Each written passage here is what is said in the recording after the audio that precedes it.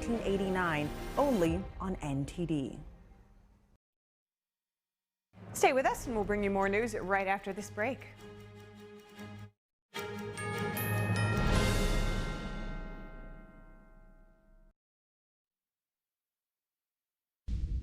Welcome to NTD Newsroom. I'm Kevin Hogan. President Trump denounces yesterday's attack in Boulder, Colorado. Authorities say the suspect is in the U.S. illegally. Two high-stakes conversations on deck. President Trump is expected to speak with China's Xi Jinping on stalled trade talks. And later this week, Germany's new chancellor will arrive in Washington to push for a Ukraine ceasefire amid growing transatlantic tension. President Trump is asking Congress to make steep spending cuts to next year's budget. The request comes as some GOP senators are skeptical of the bill that's working its way through the Senate. Officials from ICE and the U.S. Attorney's Office announced the largest number of illegal immigrant arrests and raids across Massachusetts this past month. Today's talks between Russia and Ukraine lasted only 1 hour, but the two sides reportedly managed to agree on 3 key points: how today's meeting can affect the peace progress.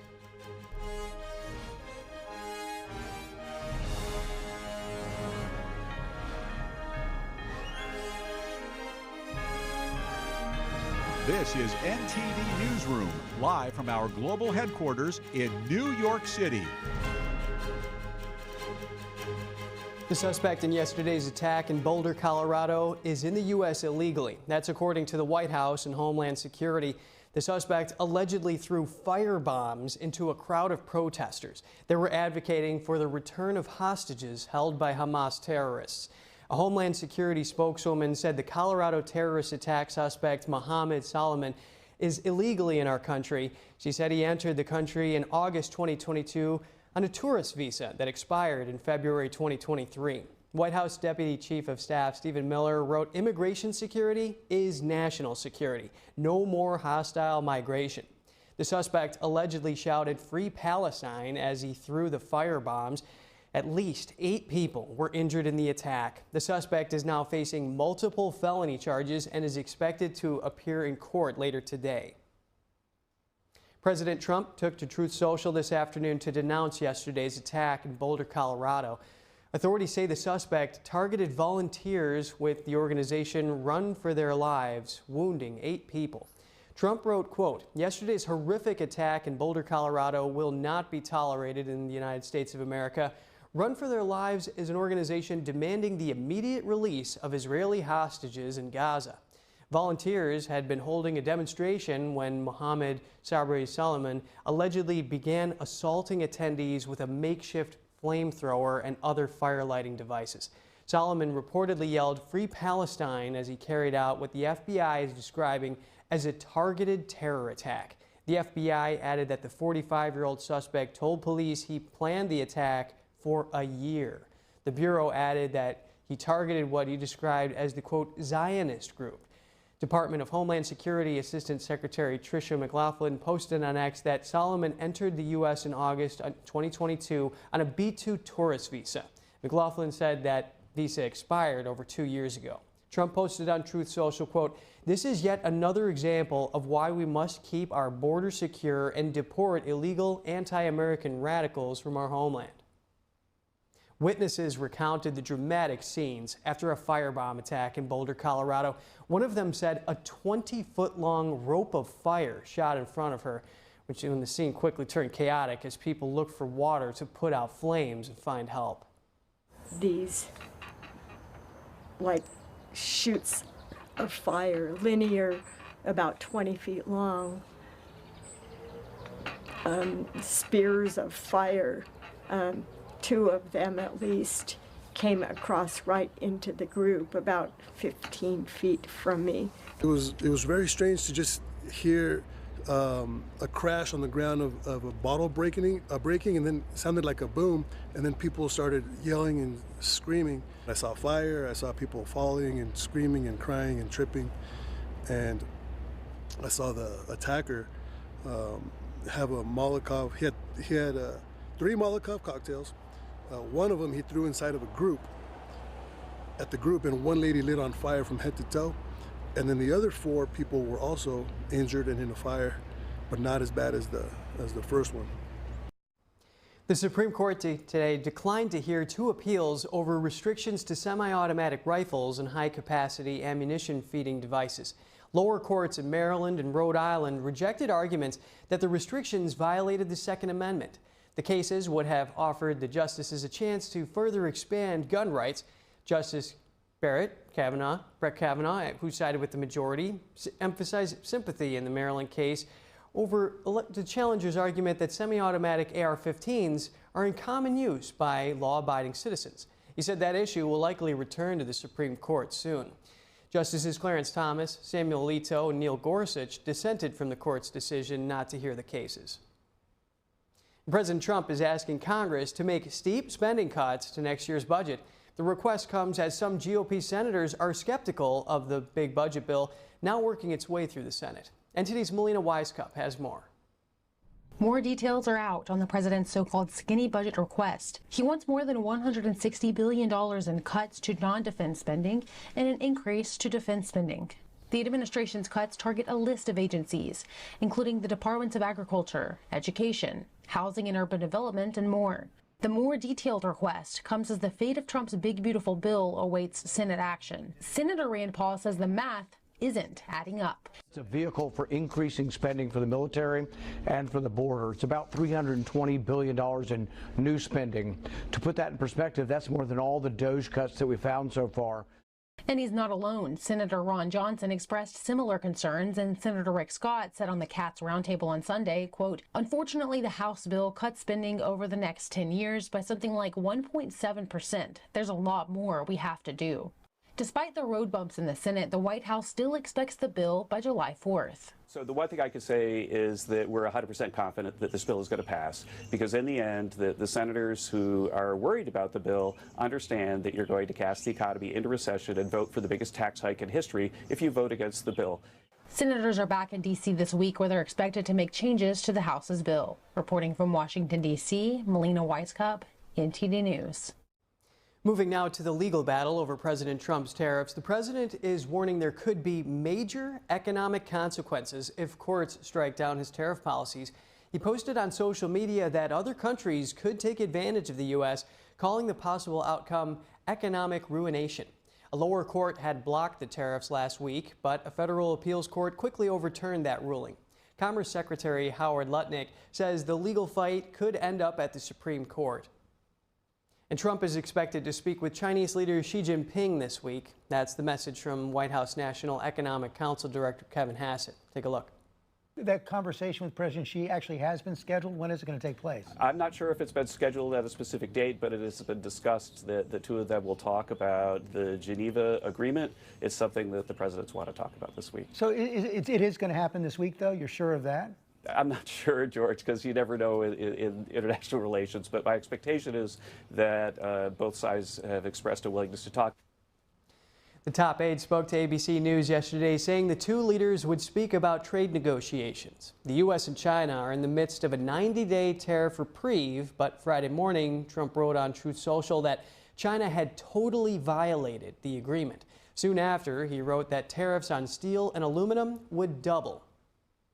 The Chinese regime is lashing out at Washington over actions it says harmed Chinese interests, from new tech restrictions to visa cancellations. Communist China says it's honoring a recent trade truce, but the U.S. accuses Beijing of using students for espionage. Congressman John Moolenaar, who chairs the House Select Committee on the Chinese Communist Party, says the moves are a response to growing concerns about CCP spies on U.S. campuses. He says the Chinese regime pressures students from China to participate in these activities. The State Department says scrutiny of Chinese nationals in the U.S. is increasing, and that many student groups operate under Chinese consulate direction. The European Commission is making the case this week for the United States to reduce or eliminate tariffs. Today, an EU spokesperson said the bloc is considering countermeasures after President Trump threatened 50% tariffs on steel and aluminum. Europe's Trade Commissioner will meet U.S. Trade Representative Jameson Greer in Paris on Wednesday. Negotiations are scheduled to take place in Washington this week. The EU faces 25% tariffs on steel and cars and reciprocal tariffs on most goods. The bloc is currently being hit with 10% import duties during a 90-day pause until July 14th. The Commission spokesperson said the EU is finalizing an expanded list of countermeasures. Retaliatory measures would take effect the same day the pause ends or earlier. Germany's new Chancellor, Friedrich Merz, will travel to Washington to meet President Trump on Thursday. This will be Merz's first visit to the United States since taking office on May 6th. A German government spokesperson says Merz will discuss a ceasefire in Ukraine during the visit. It's a long process. We all know we're in for a long process. The German government's objectives are clear, and the Chancellor will do everything in his power to press the U.S. President for a fair ceasefire, including under threat of sanctions. The trip comes at a time of high tensions between the transatlantic partners over trade and the Russian war in Ukraine. Germany's new chancellor has clashed with the Trump administration over issues like free speech and Berlin's stance on the conservative AfD party. Secretary of State Marco Rubio and Vice President J.D. Vance criticized Germany's intelligence agency for labeling AfD extremist. Merz responded, telling U.S. officials to stay out of German politics. At a press conference today, U.S. Immigration and Customs Enforcement and the U.S. Attorney's Office for the District of Massachusetts reported the largest arrest so far in immigration enforcement efforts. These brave men and women have worked tirelessly to arrest approximately 1,500 criminal aliens and illegal aliens during Operation Patriot. Out of the approximately 1,500 arrests, 790 of them had criminal convictions, and 277 had final orders of removal or deportation. Acting ICE Director Todd Lyons said a significant number of the criminal aliens were drug traffickers, sex offenders, murderers, and foreign fugitives. Lyons said in an interview with Fox News earlier today that there are ongoing efforts to identify all of the individuals who have overstayed their visas, saying millions have come in. U.S. Attorney for Massachusetts, Leah Foley, said the department is committed to protecting their communities and prioritizing the well-being of the public. And in immigration news as well, federal agents raided an alleged underground nightclub in Southern California, arresting 36 Chinese and Taiwanese nationals on charges of being in the U.S. unlawfully. The operation was led by Homeland Security investigations and ICE's enforcement and removal operations early Friday. It was part of a financial crimes task force effort. Video posted online shows nighttime footage of the raid, followed by a large group of detainees seated on a sidewalk in daylight before taken into custody. Authorities have not released the name or exact location of the club. The Department of Homeland Security removed a previously published list of so-called sanctuary jurisdictions across the United States yesterday. These places were accused of not following federal immigration laws. The move came after criticism from a national sheriff's group that has mostly been supportive of Trump's tough-on-crime policy approach. The president of the National Sheriff's Association said in a statement that the list was made without any input, clear rules, or a way to challenge being on it. He said that sheriffs across the country don't know what actions to take to avoid what he called an arbitrary label. DHS Secretary Kristi Noem released a list of cities and counties in 35 states last week. She said the places were putting Americans and law enforcement at risk by protecting violent criminal illegal immigrants. The page where the list had been published was taken offline following the criticism. And more on immigration, a Chinese national who was charged with voting illegally in the 2024 U.S. general elections has left the country. The individual, a student at the University of Michigan, had registered to vote in October, according to Michigan officials. He established residency in Ann Arbor by using a student ID and other documents while also signing a document claiming to have U.S. citizenship. The student surrendered his Chinese passport in November and was told not to leave Michigan. But the FBI says he traveled from China to China from Detroit in January on another passport. An arrest warrant was issued in April after he failed to appear at 2 court hearings in Ann Arbor. He was facing charges of perjury and attempting to vote as an unauthorized elector, a felony. He now faces a federal charge, though the United States does not have an extradition treaty with China. And stay with us. Protests erupt at high school track finals in California and Oregon after male athletes identifying as females placed in girls' events, sparking walkouts and heated debate. We'll have that for you in just a minute.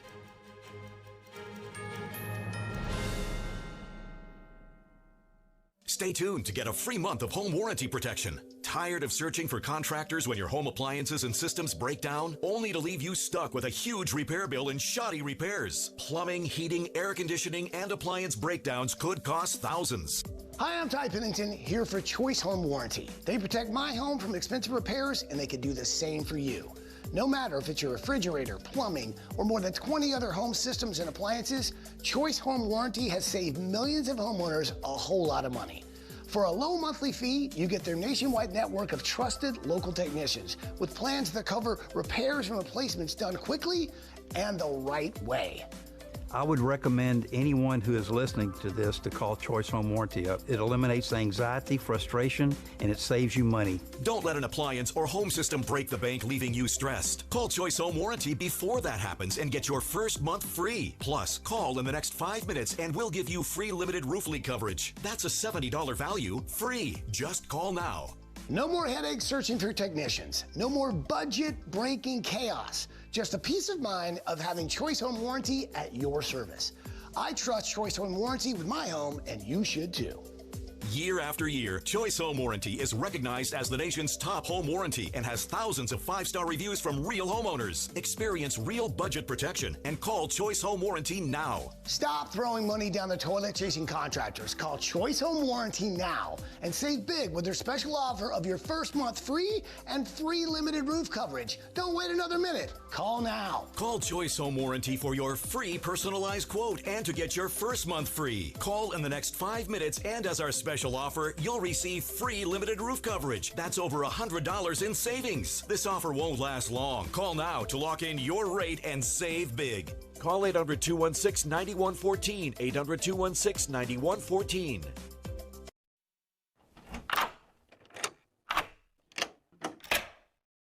I'm Jonathan Lawson.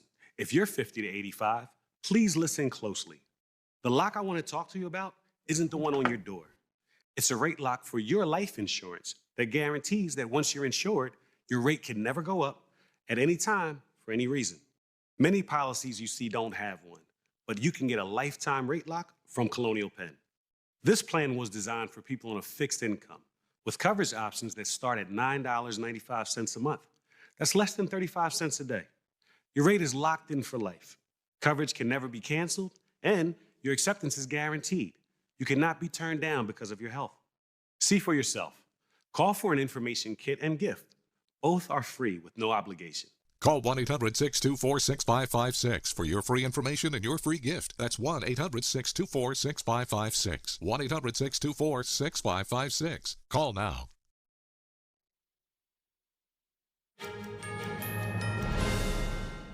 Good to have you back with us. Congresswoman Jasmine Crockett says if Democrats retake control of the House, they will likely issue a subpoena to Tesla CEO Elon Musk, speaking on MSNBC. I think that, unfortunately, we're going to have to wait until the Democrats are in the majority, which will hopefully be in the midterms. And then we can absolutely bring Elon Musk in and we can have him under oath and we can have him tell us about everything that he did. Musk departed the administration last week in accordance with the expiration of his special government employee status. The tech billionaire played a key role in the Trump administration's Department of Government Efficiency, whose mission is to root out fraud and cut wasteful government spending. So far, it reports it has helped save taxpayers tens of billions of dollars, but aims to raise that to more than $1 trillion. Crockett says Democrats had tried to subpoena Elon Musk before, but it was blocked by Republicans. Meanwhile, Musk reacted yesterday to criticism lodged at Doge, speaking on CBS News.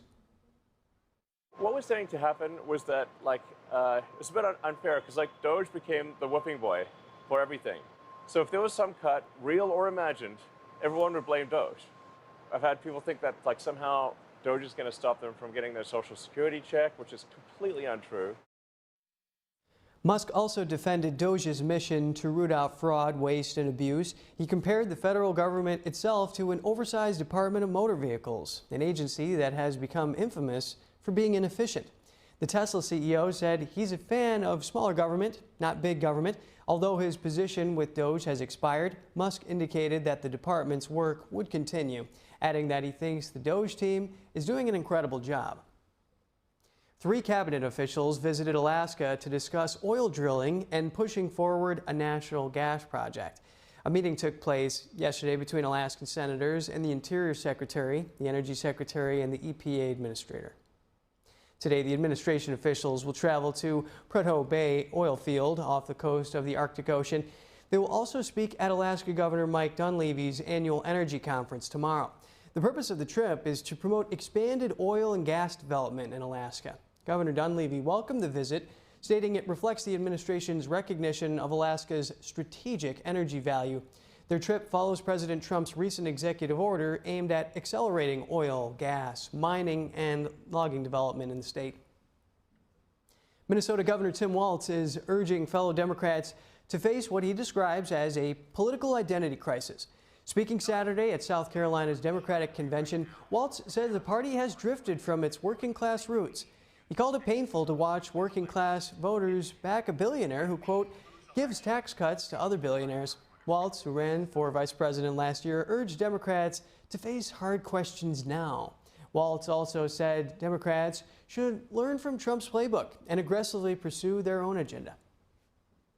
And turning now to a controversy in California, the state's high school track and field state finals awarded 1 extra medal Saturday in events where a male identifying as female placed in the top 3. A group of people demonstrated outside the stadium ahead of the meet on Friday. I'm here to save my daughter's future because they're trying to set a precedent. They're trying to push us aside like they always do to women. Please, women, sit down. You're second-rate citizens. We're not going back. We're not doing that anymore. We're not doing this anymore. We're not doing it. We have the law behind us. Just because California doesn't want, the politicians don't want to get on board, that doesn't matter. We're not doing this anymore. Some wore Save Girls Sports t-shirts. An aircraft circled above the stadium for more than an hour during the events, carrying a banner that read, "No boys in girls sports." Meanwhile, at Oregon State High School Track and Field Championships this weekend, 2 female athletes stepped off the podium during the award ceremony. Alexa Anderson of Tigard High School and Reese Eckert of Sherwood High refused to share the stage after a male athlete who identifies as female tied for 5th in the high jump. Leah Rose had previously competed in boys divisions. A race official later escorted the girls away. And Google announced it will appeal a U.S. judge's ruling that found the company maintains an illegal monopoly in online search and advertising. The company posted on X that it believes the court's original ruling was incorrect. The statement follows a hearing on Friday where U.S. District Judge Amit Mehta considered actions to address Google's alleged illegal monopoly in online search and advertising. Judge Mehta proposed less aggressive corrective measures than those suggested by federal antitrust enforcers. The Department of Justice has demanded structural changes, including forcing Google to divest its Google Ad Manager platform. Google's attorney argued to the court that the company has already taken steps to reduce competitive concerns, such as ending exclusive agreements with smartphone makers. Today's talks between Russia and Ukraine lasted only 1 hour. The 2 sides met in Turkey for the second direct talk since the start of the war. They agreed on at least 3 key points. NTD's international correspondent Arian Pastar has the latest on the talks. They exchanged documents through the Turkish side, and we are preparing a new release of prisoners of the war. Ukrainian President Volodymyr Zelensky comments on Monday's talks between Russian and Ukrainian officials. After the first direct talks, both sides had agreed to exchange 1,000 prisoners of war each.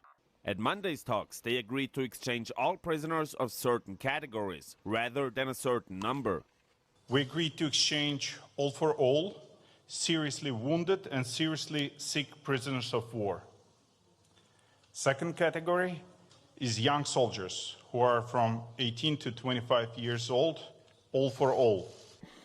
Another point discussed during Monday's talks is a possible meeting between the presidents of Russia and Ukraine. So far, both sides only sent representatives, in some cases low-level officials. We firmly believe that all key issues can only be solved at the level of leaders. The leaders' meeting could be with possible involvement of other leaders, such as President of the United States. And in terms of lasting peace, both sides drafted documents, which they exchanged at the meeting. Ukrainian negotiators presented to the Russian side a proposed roadmap for reaching a lasting peace settlement. Russia, meanwhile, drafted a memorandum for a possible peace agreement. According to Moscow, the memorandum addresses what Russia calls the root causes of the conflict. Ukraine said it will take a week to analyze the Russian document. Ariane Pastar, NTD News. British Prime Minister Keir Starmer said today that Britain will expand its nuclear-powered attack submarine fleet and get its military ready to fight in a war if needed. The changes are part of a defense review to be published today. It is designed to prepare the country to fight a modern war and counter the threat from Russia. We are moving to warfighting readiness as the central purpose of our armed forces. We will build thousands of new long-range weapons in the United Kingdom to boost European deterrence, supporting around 800 more jobs. We will defend our homeland by investing in our air and missile defense. Starmer is racing to rebuild Britain's military capabilities after President Trump told the continent it needed to take more responsibility for its own security. Britain ranks alongside France as one of Europe's leading military powers despite cuts to the military budget in recent years. The British Army helps to protect NATO's eastern border. Its Navy maintains a presence in the Indo-Pacific. In Poland, conservative Karol Nawrocki won the country's weekend presidential runoff election. That's according to the final vote count today. Nawrocki won nearly 51% of the vote in a tight race against Warsaw Mayor Rafał Trzaskowski, who received about 49%. The 42-year-old Nawrocki is a historian who campaigned on a promise to ensure Poland's first economic and social policies. He cultivated a masculine image during his campaign, posting videos of himself shooting ranges and boxing rings. He also met with President Trump at the White House and received the president's backing. The close race had the country on edge since the first-round election 2 weeks ago.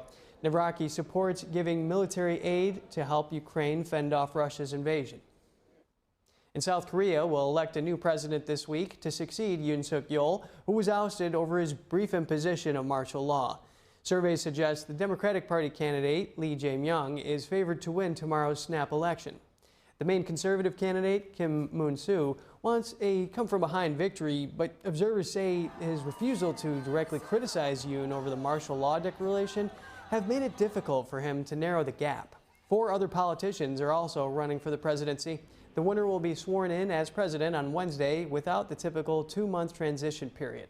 The new leader will need to tackle President Trump's America First trade policy and North Korea's advancing nuclear program.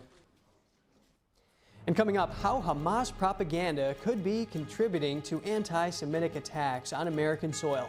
Middle East analyst David Wormser joins us for analysis when we return.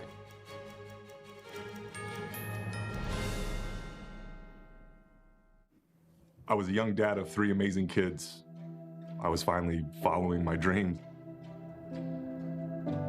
Just when you feel like life is starting to come together, you get kind of hit in the face. I was born with a congenital heart defect and had open heart surgery as a kid. I was supposed to go to the heart doctor once a year, and I finally went. He listened to my heart, and I'll never forget, he sat back and he said, yeah, it's time for open heart surgery, or you risk your aorta rupturing, and that's it. I was scared out of my mind. The night before my open heart surgery, I made a goodbye video for my kids. Be strong. Take care of your mom. I love you guys. Seeing, all the kids hug him goodbye and hoping that they were going to be able to hug him again. I love you. But I did make it, thanks to the work of the American Heart Association. So that's why I'm asking you to join me. Please call now or go to helpheart.org. For only $19 a month, just 63 cents a day, you can help get the next person trained in CPR, get the next hospital certified in high-quality cardiovascular care, as well as fund the next medical breakthrough like these heart valves that helped save my life. When you give $19 a month with your credit card, we'll send you this special t-shirt to show you're a part of our community of monthly donors. I'm most grateful that I get to have a husband that I get to grow old with. and a husband that gets to be there for his children. I believe without the American Heart Association, I would not be here today. If this can happen to me, it can happen to you, it can happen to anybody. Your donation can literally help save a life. Please call the number on your screen or go to helpheart.org now to become a monthly donor.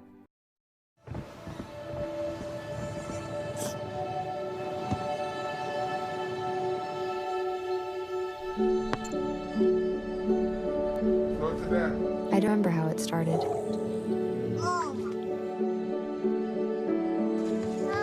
Our back and forth. Victory. Fumble. Repeat. It always came back.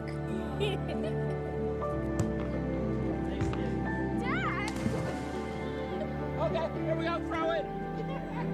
Yeah. You probably don't remember what you told me. That was perfect. But I heard every word. Nice.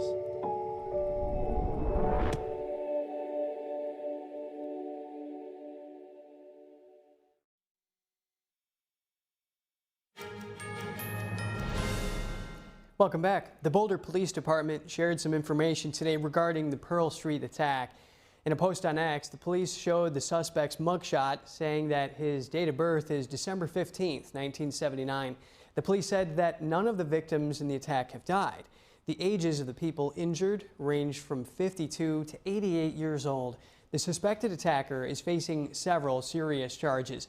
This includes 2 counts of first-degree murder. The details behind those charges are still unclear. And to discuss the attack in Boulder, Colorado, we invite David Wormser, Middle East Affairs Analyst at the Center for Security Policy. Thank you for your time today, David. Please give us a wide-angle view on how the attack fits in with anti-Semitism occurring on campuses and in other parts of the nation. Absolutely. What you started seeing was already with the October 7th attacks, really long before the October 7th attacks, you saw this crescendo of rising violent rhetoric emerging from campuses and progressive organizations on campus and pro-Arab organizations. And the line was essentially to globalize the Intifada, or Palestine free from the river to the sea, which in Arabic was actually Palestine from water to water will be Arab. So there's no real ambiguity what is meant by that. It's an ethnic expunging of 10 million Israelis. So there was this real, and by the way, the Intifada was a very violent uprising that claimed thousands of lives. The last one claimed almost 1,000 Israeli lives in 1 week. This was back in 2002 and 3.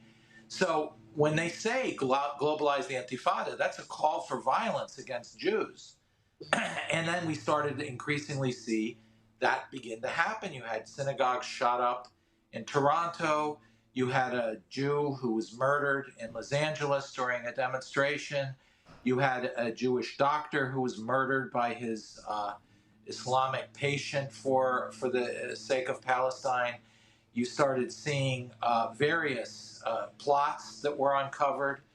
One, which just the indictment came down yesterday, to try to shoot up a child care center, a Jewish child care center. So what you've been seeing is people take seriously the rhetoric of globalize the Intifada and have essentially used that to leverage to attack Jews. Obviously, there will be anti-Semites who will join that.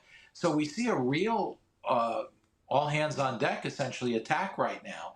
And it's not surprising, because in these demonstrations for the Palestinians, you see the flags of the PFLP and of Hamas, even of ISIS and Al-Qaeda. So it's not mystifying how this rhetorical violence leads to, at least at this point, still lone wolf violence. Understood, David. And of course, that tragedy that happened in D.C., where the soon-to-be engaged couple, the embassy staffers, were gunned down. And now the Jerusalem Center for Security and Foreign Affairs reports that Hamas pushes propaganda, which is a tool of psychological warfare. That said, it's the responsibility of journalists and news networks to give people the facts and key context, but has the media played a role in how this propaganda spreads in the lead up to horrific instances like the one in Boulder? Oh, excellent question. You know, the media, the mainstream media, I have to give you guys and others great credit in this, but the mainstream media has been awful. They continuously report without question Hamas propaganda, 99% of it, which turns out to be false, starting already in the first days of the war with the attack on the Al-Ahli hospital that claimed 100 lives, which actually never was an attack on the Al-Ahli hospital. It was a bomb that fell on the parking lot and killed maybe 10, 12 people. But more importantly, it wasn't an Israeli bomb. It was the Hamas launched a missile on Israel that misfired and fell back down on the hospital parking lot. And yet that was reported as an Israeli massacre of Iran. It took a week to fix that. But you have this over and over and over again. The latest was just yesterday morning, was this attack. The Americans and Israelis have this new distribution structure of humanitarian aid. And all of a sudden, Hamas puts out that 30-some Palestinians were shot dead by the American guards and Israelis, the IDF. And it turned out to be completely false. They did execute 11 people. Hamas executed 11 of their own people 10 miles away. And then there was a gang violence 15 miles away between two rival gangs of Hamas. There was no shooting. And the proof was the security cameras were released. And of the time period in which they say there was a massacre, there was nothing. And yet the press ran with it. Even after the security cameras were released, the Washington Post and the CNN continued to post that Israel had done a massacre. Now, in that framework, you can see people getting very angry and some losing their heads and going and killing some people. And that's exactly what's happened here, is this constant din of misinformation that is being echoed and not challenged by BBC, MSNBC, CNN, and Washington Post, New York Times, all of which turns out to be false. Well, thank you for that important context, David. The suspect who allegedly attacked the pro-Israel demonstrators is accused of making anti-Israel comments during the attack. Before this interview, you mentioned that attacks like this one on Jews or those supportive of them are a prelude to a greater attack on America. Elaborate on that point for us, David.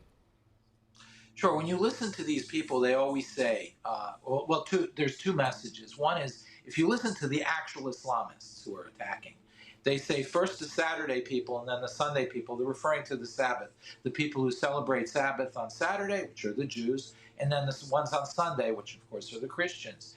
They make no qualms about the fact that their ultimate objective is to destroy America and destroy the West. We remember the great Satan, little Satan in Iran, the great Satan being America. Their objective ultimately is to destroy Western civilization, and that brings them in alliance with the radical left, the communists and so forth. So you have this red-green alliance. Why? Because they too, the Chinese Communist Party, etc., they really want to destroy our system of government as well. So they see the attack on American Jews and the alliance with Israel as the vulnerable underbelly of the West, and therefore the first and most logical place to start or focus your first attacks on the West as a whole in America. But make no mistake, they're after America, and they say so and make no qualms about it. So, David, we've established how you see these attacks as being part of a broader goal to destabilize the U.S., and you've also said just this moment ago, it's not surprising that the Chinese Communist Party is deepening ties with the organizations calling for these kinds of attacks. What's the dynamic at work here?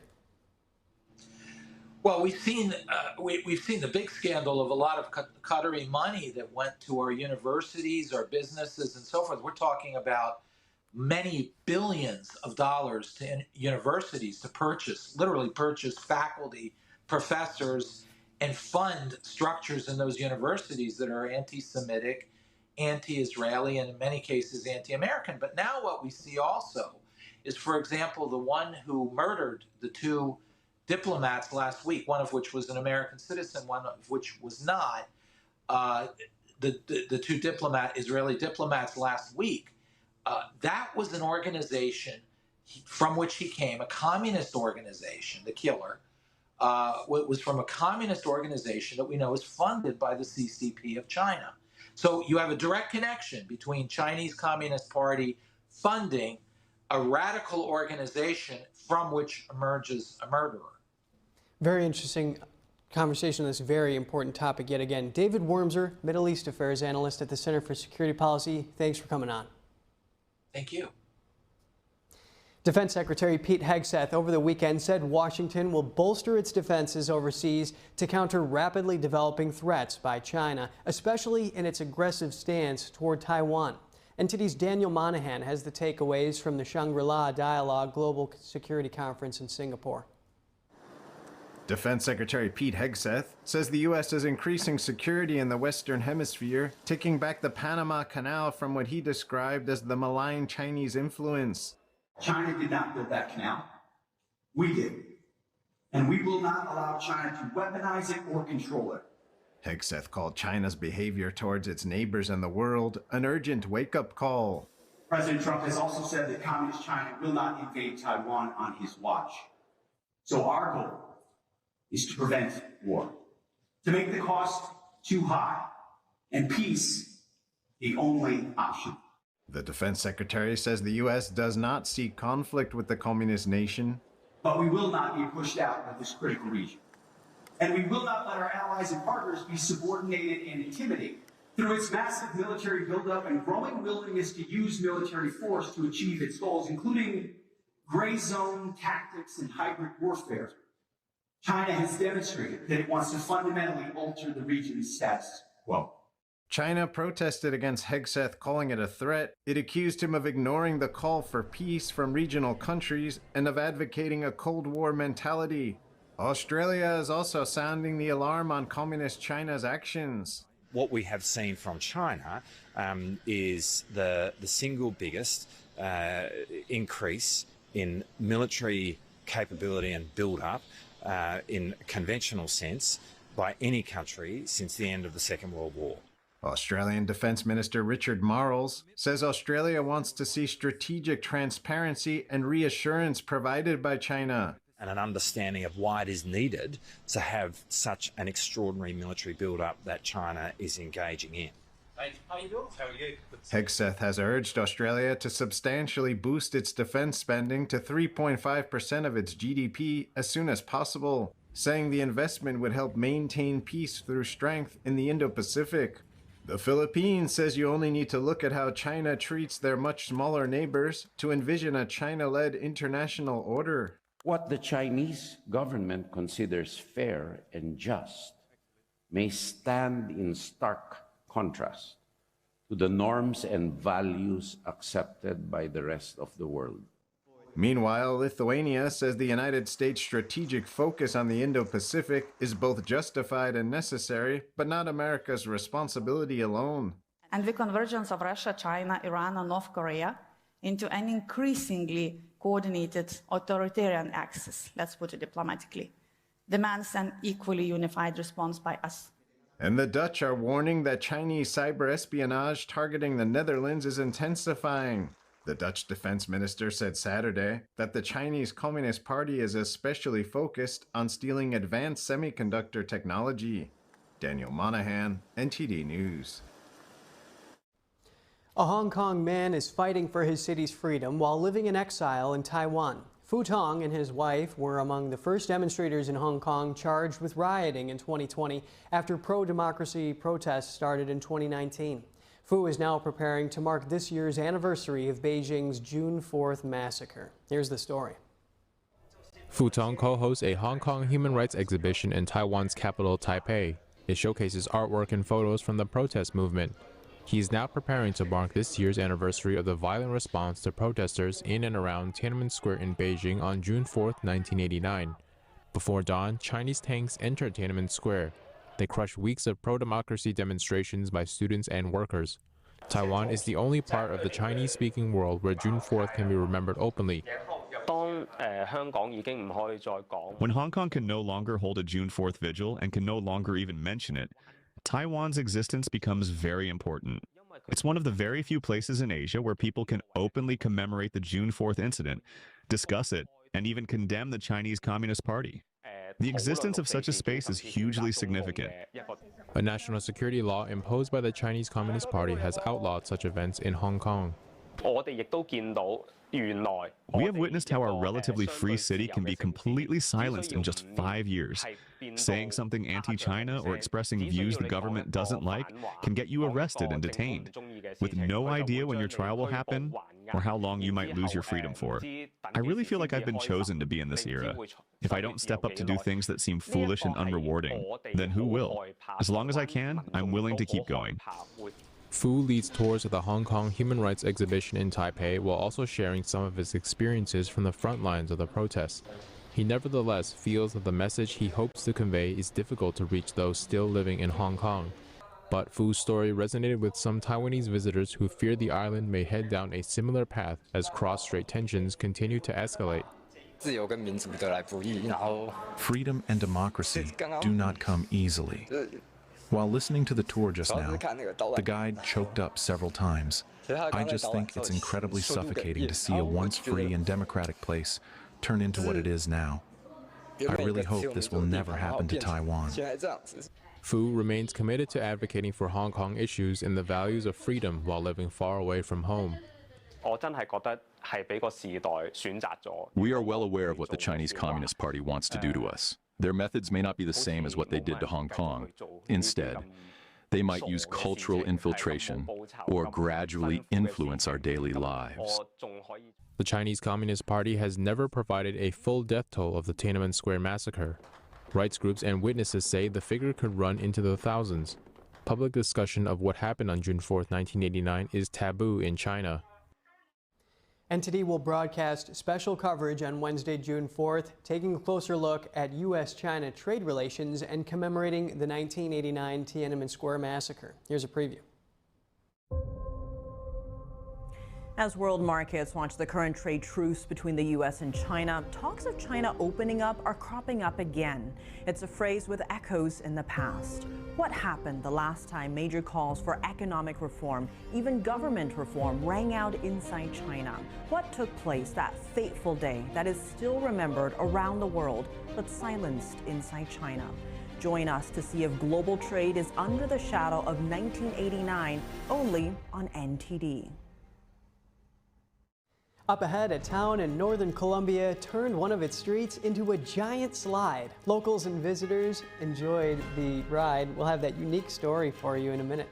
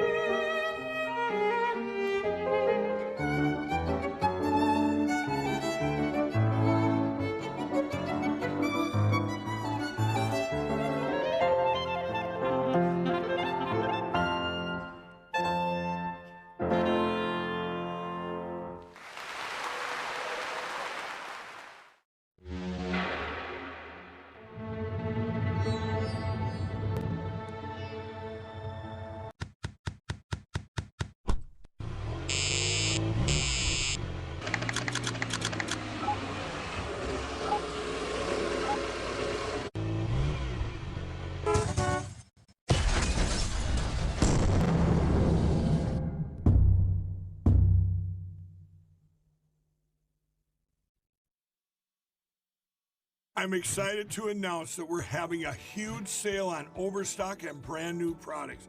For example, MyPillow Percale bed sheets, every color, every style, every size, only $29.88.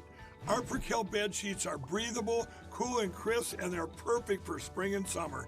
And check out Rev 7, the next generation of energy drinks. It tastes great and it gives you energy all day with no jitters and no crashes.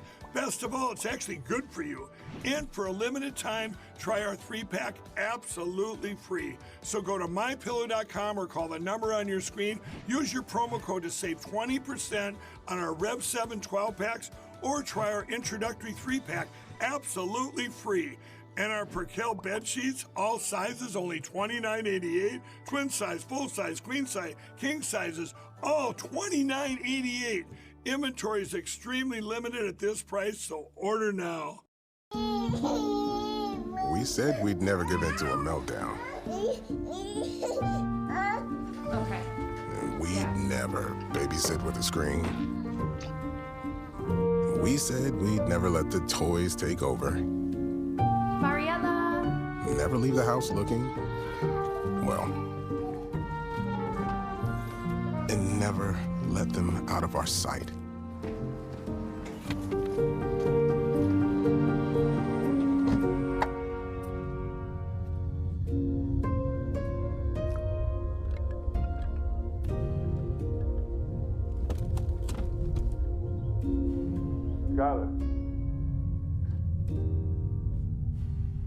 Skylar, come here. Cars get hot fast, and kids can be at risk. Before you leave the car, always stop, look, lock.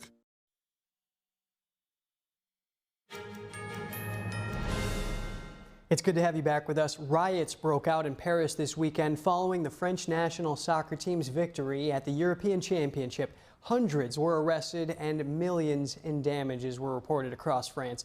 NTD's international correspondent David Vives reports from Paris.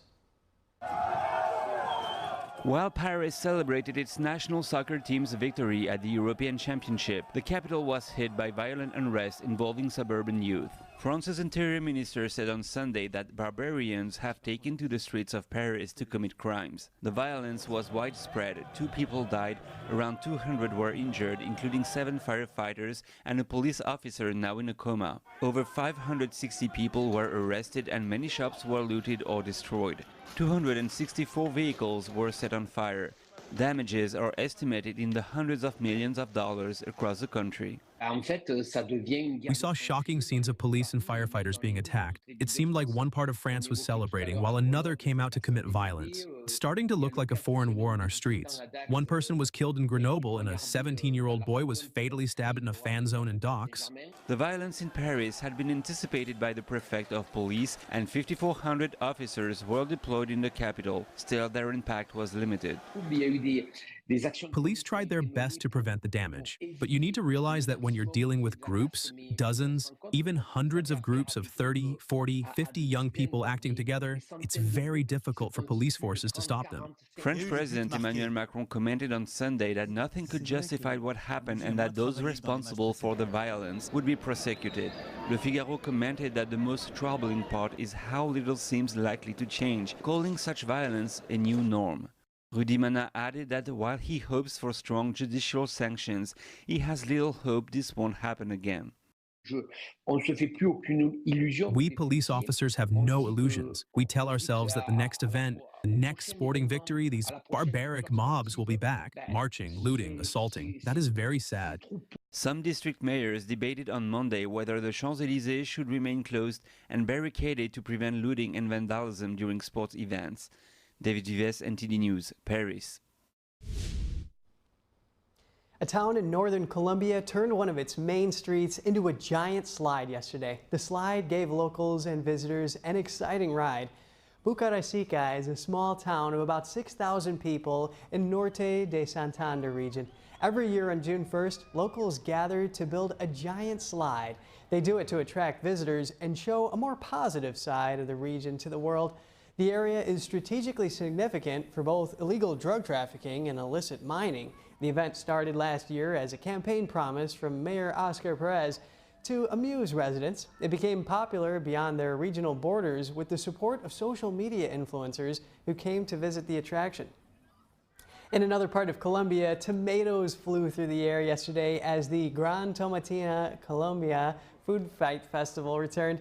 The event is inspired by Spain's La Tomatilla Festival.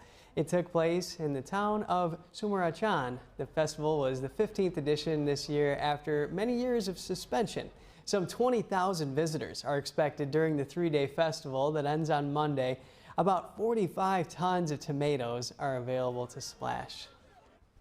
And cheering spectators and dragon boat race teams roared to life in Hong Kong over the weekend. The city celebrated the annual Dragon Boat Festival. 46 teams competed in the Aberdeen Dragon Boat Race for a total of 12 trophies in different categories. I feel very happy. I saw my teammates and myself growing up. From not knowing the paddling rhythm and the history, to now forming a complete team, padding in sync, and winning the competition. I feel happy. It's a great exercise because you choose, you exercise everything, your arms, your legs, your core. If you do it the right way, it's really the whole body, so it's a lot of fun. The rowers come from schools, companies, professional dragon boat teams, and also non-governmental organization sectors. It's a public holiday to mark a moment from Chinese history when a famous official died in a river. The story says that locals tried to throw dumplings into the water to stop fish from eating his body. Taiwan also celebrated the Dragon Boat Festival. Visitors experienced dragon boat racing and eating rice dumplings for the first time. A little nervous, but we're just here for some fun. Any practice? No.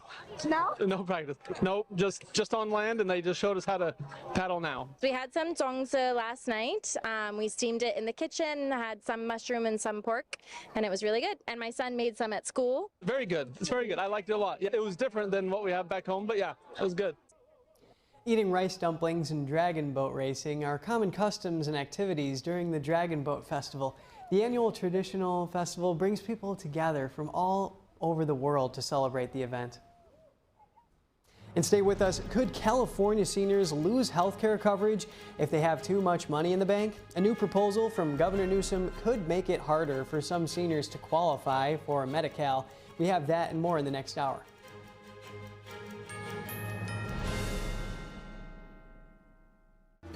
Kids love it. Parents trust it. Obviously. Explore GJW Plus Kids Series and Ganjiong Campus courses led by expert educators. This is spectacular. Children will learn values like respect, responsibility, and knowledge in language, science, and more. Wow. All while having fun. Perfect. Subscribe today at GJW Plus Kids, where learning meets fun. Hi, I'm Susan Lucci. You may know me from my many years on television. I never thought about heart disease until I had my own heart event. I felt this slight pressure in my chest, just slight. I thought, oh, it's nothing, it'll go away. I didn't get it. I did not get it. A few days later, while shopping at a boutique, that pressure returned, much stronger. It felt like an elephant pressing on my chest. I had a 90% blockage in my main artery and a 75% blockage in the adjacent artery. I was rushed into surgery where I received 2 stents in my arteries. Stents developed through research funded by the American Heart Association. Those stents saved my life. That's why I'm in front of you today, asking you to join me in supporting the American Heart Association by becoming a monthly donor. Call now or go to helpheart.org. For only $19 a month, just 63 cents a day, you can help fund the next medical breakthrough. Get the next person trained in CPR, the next hospital certified in high-quality cardiovascular care. I'm so grateful to the American Heart Association. Their research helped save my life. I can enjoy life with my children, my grandchildren, and my friends. Heart disease is America's #1 killer. And your support now can help save your life or the life of someone you love. Give $19 a month with your credit card, and we'll send you this special t-shirt that you can wear to show that you are helping save lives. Please, listen to your heart. The only reason I'm here today is because I did. Please call or go online to helpheart.org. Become a monthly donor, and for a limited time only, your first month's gift will be matched. Thank you.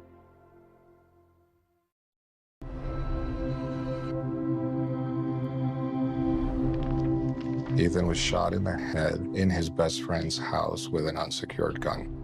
The father, the gun owner, he stored his 3 guns and bullets in a shoebox. That has to be the most horrific experience that a human could ever have.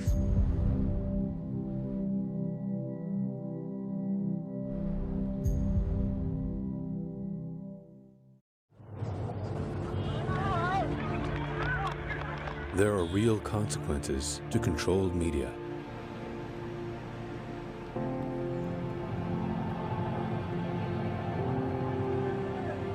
and NTD's founders know them firsthand. Our freedom of thought is the price. This is the lesson that guides us in everything we do. So there's the tear gas there. We know the value of a free society. And we take seriously the responsibility to preserve it.